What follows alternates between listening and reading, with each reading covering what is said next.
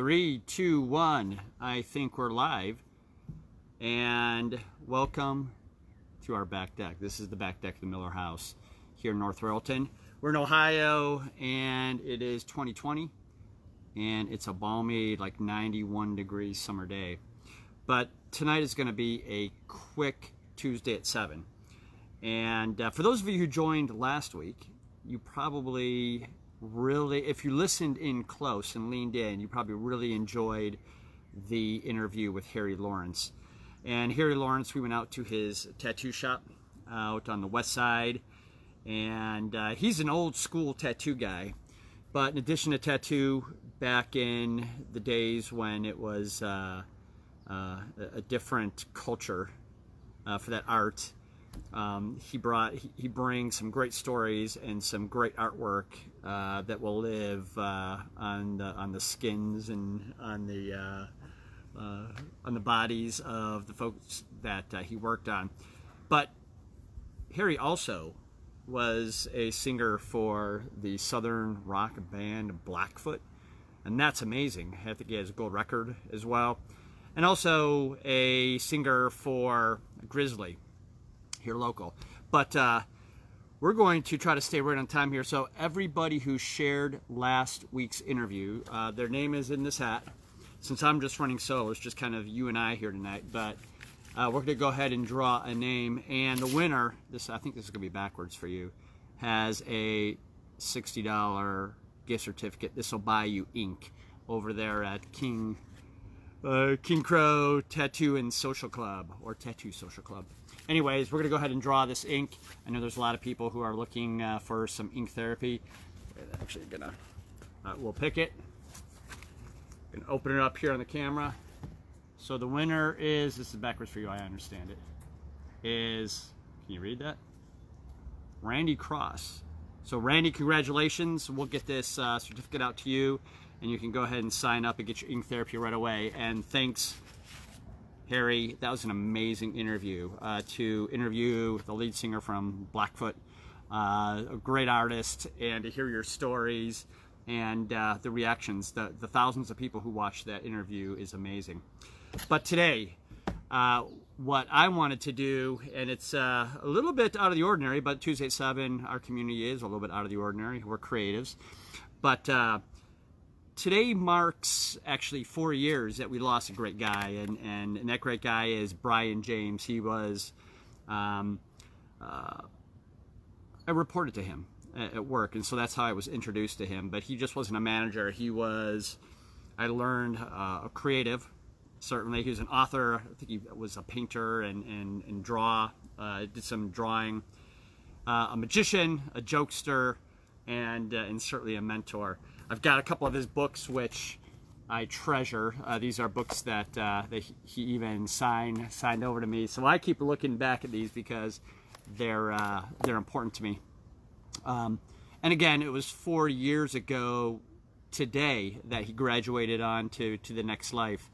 And I wanted to memorialize him and at the same time share something that he taught me. So very often, and Bryan was a jokester, and so anytime he got called into his office, you were quite sure it wasn't to get written up, because that's just not what he did.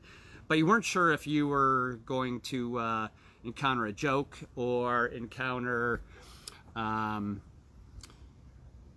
maybe some tutelage on the job, or maybe some mentorship. And so when he called you in, there really wasn't a hesitation. But one day, I went into his office, and he said to me, Roger, he said, how many yellow cars have you seen on the way to work? Now, if you're from the Cleveland area, I had to drive across 480, and my commute was 35 minutes at the time, and in a lot of traffic. And so, again, the question was, how many yellow cars did you see on the way to work?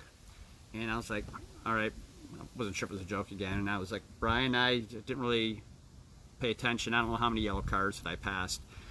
And he said, what if I told you that I would give you $100 for every yellow car that you saw on the way to work tomorrow, and perhaps on the way home? I said, well, certainly I would see every yellow car that passed by me. And his response was, if $100 can help you attend to some different things in life. If that reinforcement is enough to change your filters or what you attend to, wouldn't it be amazing if you could change your filters for things that are more important or of greater value than just $100? And it struck me. And so as I placed in the title cover "Yellow Car," I remember that story and that mentoring that he provided me.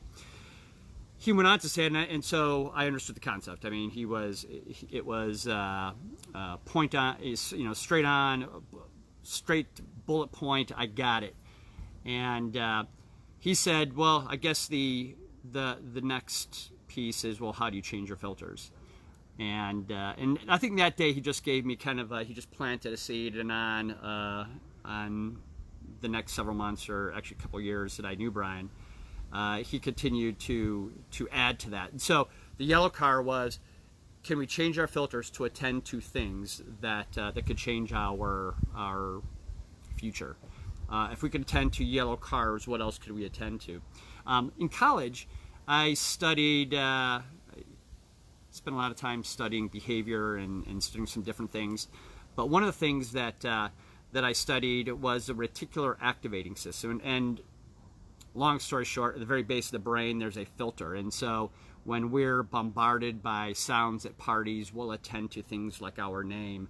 Or if we have a special interest in, let's say, muscle cars, if we're in a gathering and there's a lot of stuff going on, we hear somebody talk about a Mustang or a Corvette or anything else, maybe artwork or painting. We attend to that, and that's because we adjust our filters.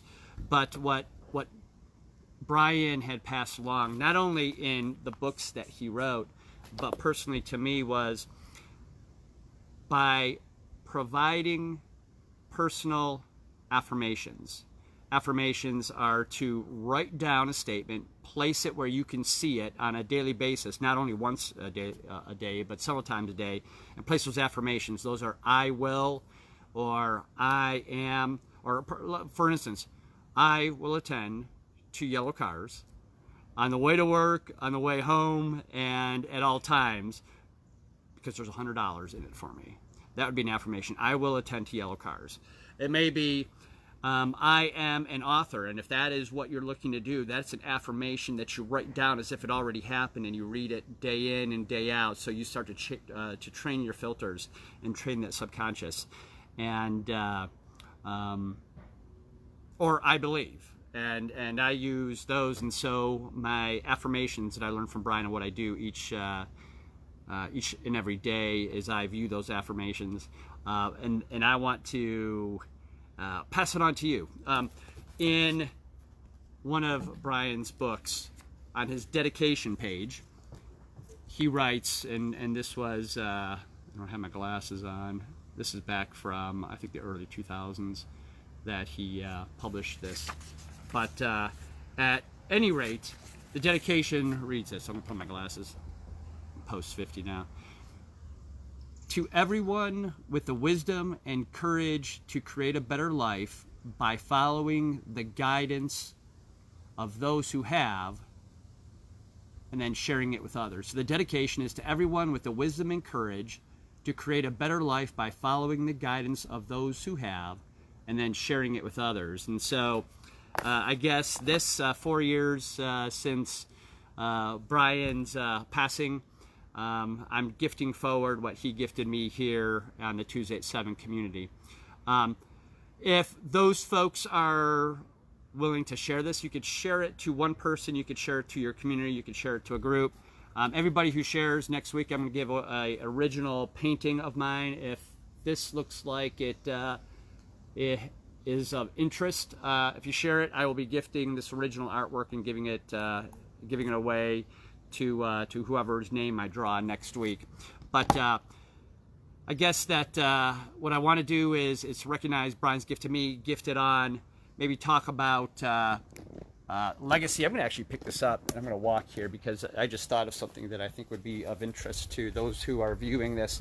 But Bryan left a legacy with the folks he worked with, I'm sure with the members of his family. He left it to a community through his writing.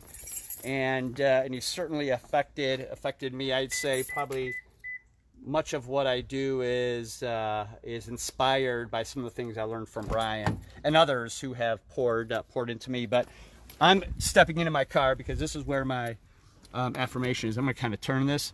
So here on my steering wheel, I don't know if you can see that, and right here, every single time I get in my car, I can see that affirmation, and I'll read it to you here, and then we'll sign off. So that affirmation is, I believe we can eliminate the starving artist misnomer by, number one, uniting creatives, and number two, providing knowledge to thrive as individuals and thrive in communities. So with that, I want to say thank you guys for joining me for this Lightning Quick Tuesday at 7. Thank you, Bryan James. You've left a great legacy. And thank you to his family for sharing your father, your husband, your brother, and an important person to me and to my family as well. All right, guys, have a great week. We'll talk soon.